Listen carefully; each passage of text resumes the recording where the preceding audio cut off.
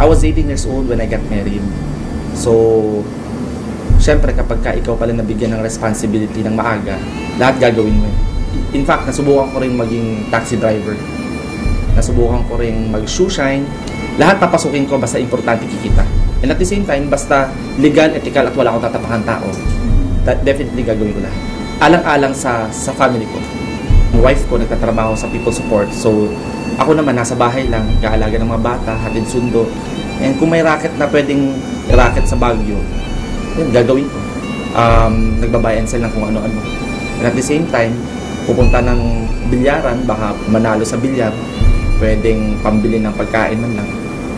Yun yung ginagawa ko before ako mag-royal.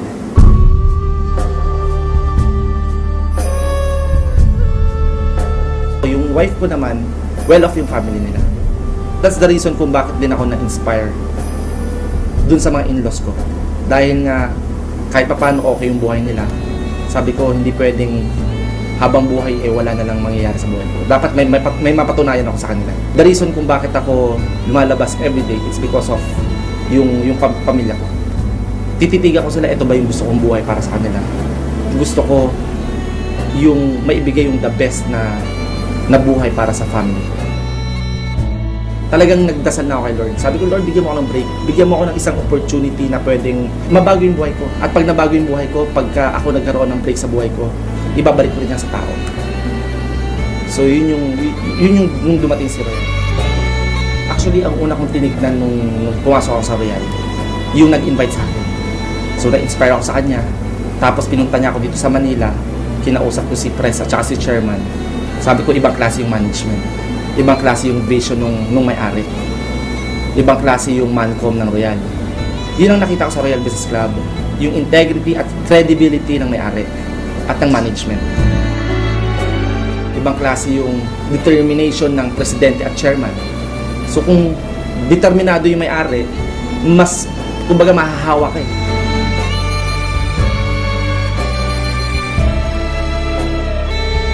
Bago po akong sumali sa Royal, marami nang yumaman, marami nang kumikita, marami nang nakuha yung mga pangarap nila. Marami nang naging milyonaryo. Kaya ako na-inspire. Na kung nagawa nila, imposibleng hindi ko kaya. That's why nung nag-start ako sa Royal, every week, ay may kita point na pumunta ako ng Manila para mag-aral. Kasi importante dyan yung training eh. From Baguio, pupunta ako ng Manila. Mga 2 days, 3 days ako dito. Wala pa akong pera at that time, nagre-rent lang ako ng apartel doon sa tapat mismo ng Royal. So, para mas madali, nagko-commute lang ako. Nagbabas lang ako. At habang nasa bus ako, umiiyak ako, sabi ko, Lord, alam ko may mangyayari sa akin. Alam ko hindi mo ako papabayaan. Kumbaga lahat inalay ko talaga sa Kanya. So, nung nasa bus po ako, actually, iniisip ko na bakit yung mga ibang kaibigan ko hindi naniniwala sa akin. Yun yung mga umaandar sa utak ko nun. Yung mami ko hindi rin naniniwala, yung mga kapatid ko, pamilya ko hindi naniniwala. Ang daming rejection, ang daming discouragement. Yung mga ine-expect kong sasali, hindi sumasali. Sobrang nakakaiyak. Isa lang sinabi ko sa isip ko noon. Sabi ko, these people, my family, my loved ones, my relatives, my friends, these people will be proud of me later on. Sabi ko, lahat ng hirap, may katumbas na sarap. Lahat ng mga pain na nararanasan ko, sigurado ko walang ibang mangyayari sa akin later on kundi puro king naman. That's why talagang pinursigi ko, talagang ginawa ko yung part ko. Sabi ko nga kanina, na-inspire talaga ako sa mga taong nauna. Ibig sabihin, pag may nauna, may susunod. At ang mindset ko sa sarili ko, walang ibang kasunod kundi ako. Sabi ko, dadating ang time, aakyat din ako sa stage. Dadating ang time, yung mami ko magiging proud sa akin. Dadating ang time, yung mga tao, papalakpakan din ako. Yun yung talagang nakita ko sa sarili ko na mangyayari. 6 years na si Royal Business Club. I've been doing the business for 3 years pa lang. So dito ko napatunayan na sa negosyong to walang nauna, walang nahuli. Basta masipag ka, mataas ang pangarap mo, at gusto mo bago ang buhay mo, definitely, pwede kang maging top earner ng Royal Business Club. Pwede kang kumita na malaki, at pwede mong unahan yung mga nauna. Importante dito yung relationship mo sa mga leaders. It's all about how you treat your leaders. In a relationship, there should be no expectations. Rather, there should be an acceptance. Just accept them kung sino sila. And eventually, yung process ng pagbabago ng attitude na sinasabi sa training, mangyayari din. So yun yung isa sa mga naging factor kung bakit ganito yung nangyari sa akin sa Royal. Maganda yung pakikisama natin sa mga tao. And ang nakakatuwa po nito, in a very short span of time, pwede mo talaga makuha yung mga gusto mo. Basta gagawin mo lang yung responsibility mo as a club member of Royal. That's why, nung nag-member ako ng Royal, after 2 months of doing the business, nabilong po ako agad sa top ng Royal. After 4 months, nahit ko po agad yung travel incentive going to Hong Kong. And then after that Hong Kong, na-acquire ko yung brand new Mitsubishi Montero. So in just a matter of 6 months, nabili ko agad yung pangarap kong kotse. So sa loob ng isang taon, aside from Hong Kong kotse, nahit ko rin yung Rookie of the Year and Millionaire Circle. So lahat nangyari yan sa loob ng isang taon. Plus na-hit ko rin yung travel incentive papuntang Europa. Grabe!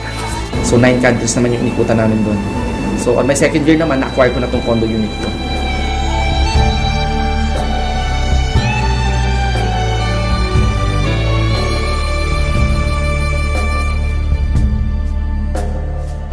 Tapos na-hit ko rin yung papuntang Brazil. Especially kung lagi mong kasama ang Panginoon. Christ the Redeemer, wala mong imposible. Sa Royal Business Club, lahat ng imposible magiging posible.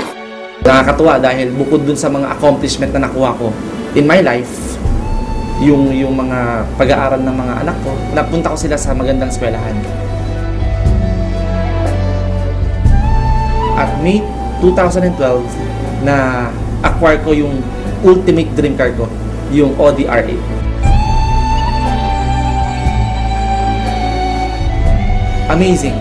Amazing yung nangyari sa buhay ko. At the same time, yung mami ko, nabilihan ko rin ng sasakyan. Kaya nakakatuwa dahil, alam mo yun, yung mga mahal mo sa buhay, kahit papano, hindi lang yung personal na pangarap ko, kundi pati yung mga pangarap mismo ng mga mahal ko sa buhay, nabibigay ko. At the same time, nakakatulong ka rin sa mga ibang tao. Guys, grabe dati. Dito ako kumukuha ng pambili ng diaper, pambili ng pagkain. Pero ngayon, ginagawa ko na lang siyang hobby. Ayan, tignan mo. May tumbok pa rin. Ibang klase lifestyle ko ngayon, magmula nung nag-royal ako. Kasi before, kung saan ko gustong pumunta, hindi ako makapunta dahil wala akong sasakyan. Yung time and financial freedom, yun yung meron ako ngayon sa Royal. Mas masarap magyabang ngayon eh. Kasi kahit papano, may pagyayabang ka.